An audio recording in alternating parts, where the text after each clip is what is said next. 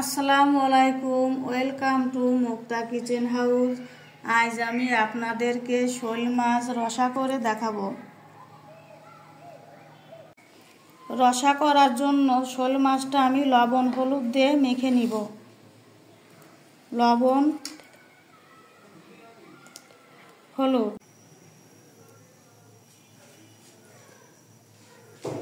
কড়াই গরম হয়ে গেছে, তেল দিব।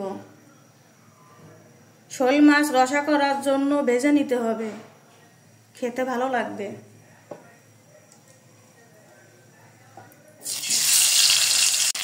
মাছ ভাজা হয়ে গেছে, তুলে নিব। মাছ ভাজা তেলের ভিতরে দুটো এলাচ, দারচিনি, তেজপাতা, পেঁয়াজ কুচি, কাঁচা জাল পেঁয়াজ কুচি ভালো করে ভেজে নিব। জাল পেঁয়াজ লাল করে ভেজে নিয়েছি, বাকি মশলা দিয়ে দিব। 1 চামচ রসুন বাটা, 1 চামচ আদা বাটা,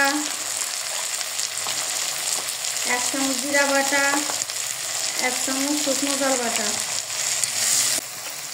লবণ পরিমাণ মতন, হলুদ পরিমাণ মতন। মশলা ভালো করে কষিয়ে নিয়েছি, পানি দিব। মশলা পানিতে জাল উঠে গেছে, মাছ দিয়ে দিব। 5 মিনিট ঢেকে দিব। মিনিট হয়ে গেছে, ঢাকনাটা তুলে নিব।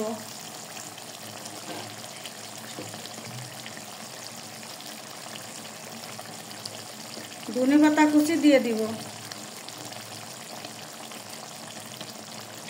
আমার শোল মাছ রসা হয়ে গেছে, এখন আমি নামিয়ে নিব।